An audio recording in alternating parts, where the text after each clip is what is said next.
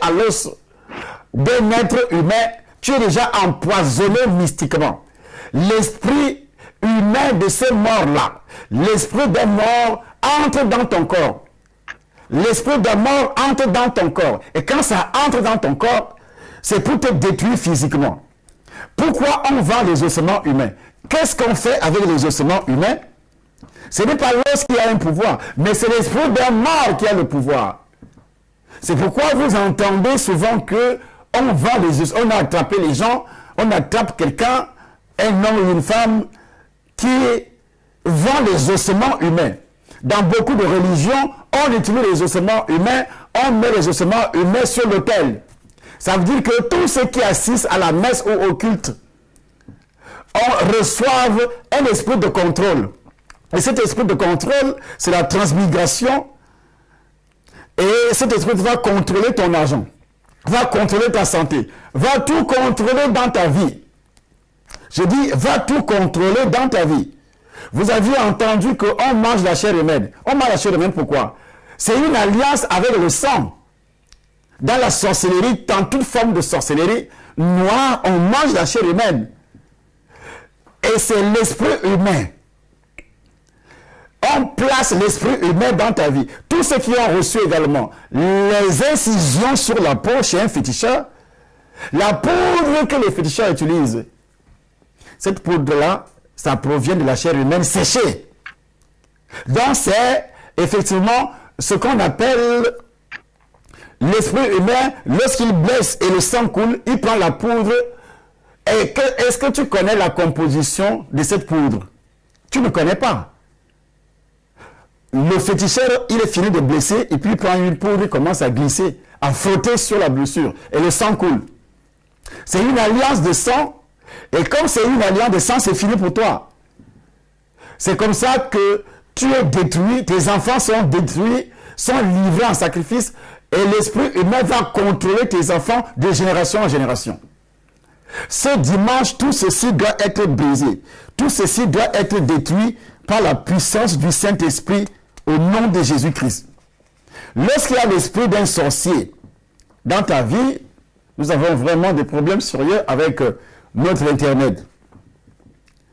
Des esprits familiers, c'est-à-dire les esprits humains attachés à la personne, prennent la place de l'esprit humain, parlent, imitent le comportement usuel de la personne. Ils peuvent donner la couleur, peuvent donner des informations de la personne, comme si c'est la personne. Ce qui s'est passé avec Saül. Ce qui s'est passé effectivement avec Saül. Vous voyez, comme si c'est la personne. Mais en principe, selon Dieu, quand tu rends l'âme et l'esprit, les deux entrent directement dans les flammes. Les deux entrent directement dans la souffrance. Mais l'esprit qui est considéré ici donc comme l'esprit humain, le démon qui a travaillé, qui était placé entre ton corps physique et ton âme, sur la place qu'on appelle le cordon d'argent. Cordon d'argent. Cet esprit-là, c'est cet esprit qui peut apparaître comme fantôme, c'est cet esprit qui peut apparaître également dans les rêves de qui que ce soit. Cet esprit est donc appelé esprit humain, parce qu'il imite tout ce qui était réservé à cette personne qui était encore vivante. Mais ton esprit à toi, parce que la Bible dit, lorsque Jésus a rendu l'âme, il a rendu l'esprit, Étienne a rendu l'esprit. L'esprit n'est pas allé voyager. Quand tu meurs, si tu es enfant de Dieu, ton esprit va directement au ciel, chez Dieu. Ton esprit n'a pas besoin d'être un esprit vagabond. Non, pas du tout. Mais pour quelqu'un qui n'a pas reçu le Seigneur, qui n'est pas sauvé, dès qu'il rend l'âme, son esprit va où? Dans les flammes, dans la souffrance, automatiquement. Automatiquement, tu vas dans les flammes. Mais il y a un autre esprit qui est considéré donc comme l'esprit humain, qui ne travaille pas comme. Et c'est cet esprit-là qui se tient à la porte. Sur cette porte, on appelle ça la zone de tension. Il connaît tes habitudes alimentaires. Il connaît tes goûts sexuels, il connaît toutes tes faiblesses, il connaît parce qu'il a travaillé avec l'esprit humain. C'est ce qu'on appelle la transmigration.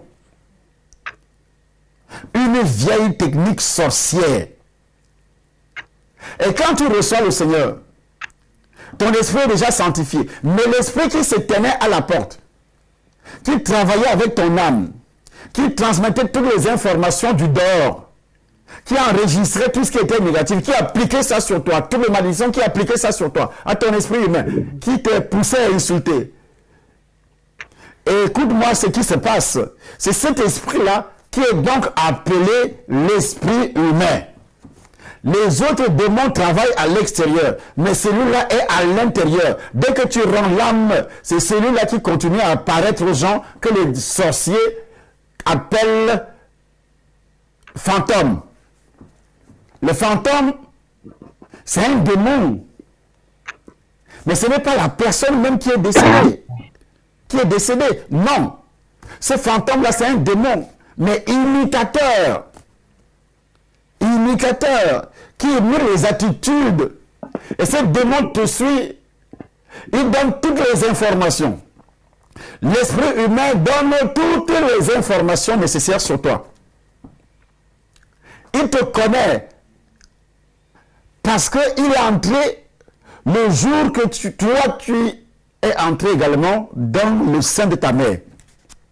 Lui aussi a commencé à travailler. Quand tu étais dans le ventre, c'est le premier démon.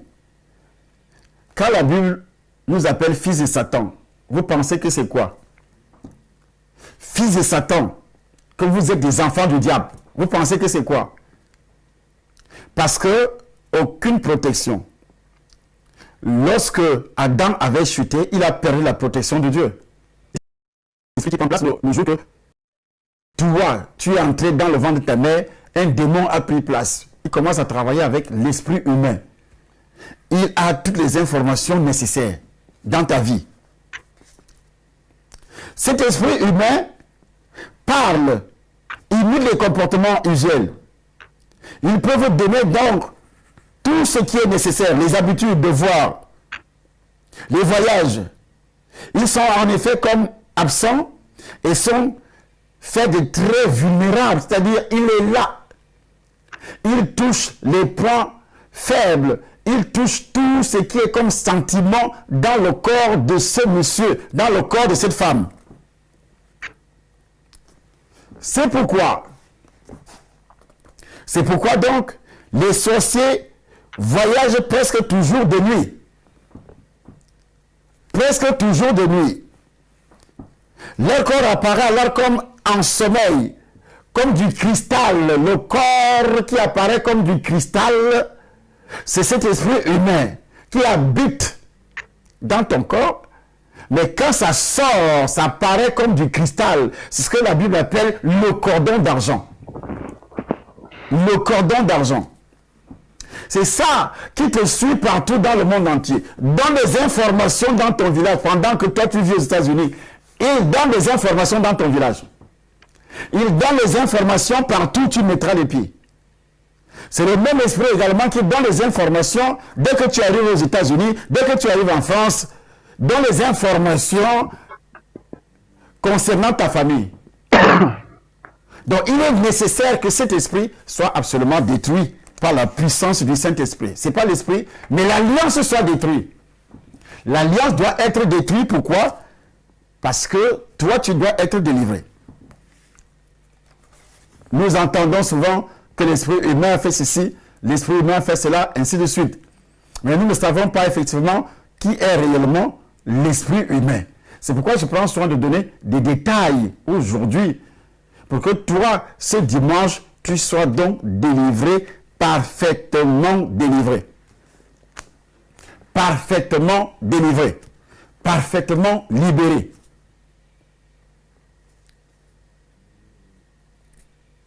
Parfaitement libéré. Dans le monde sorcier, les enfants sont initiés par quel esprit? C'est l'esprit humain. Dans le ventre, les enfants naissent, beaucoup d'enfants naissent étant déjà sorciers. C'est dans le ventre que ça se passe. dans le ventre, il est sorcier, le jour qu'il va sortir du ventre de sa mère, tu as un sorcier, mais tu ne le sais pas. Ça se passe comment? C'est dans le ventre. Et c'est l'esprit humain qui fait le travail. Et c'est une alliance de sang. L'alliance de sang où les gens naissent sorciers. Ce sont des alliances de sang. Et ce genre de sorcellerie est difficile à détecter et difficile aussi à chasser, à détruire. La sorcellerie initiatique est facile à détruire, mais la sorcellerie qui passe par le sang, très difficile. Que tu as été initié depuis le ventre de ta mère, très difficile. Je dis bien très très difficile. C'est pourquoi il faudrait être là ce dimanche au temps de nation Cameroun, temps de nation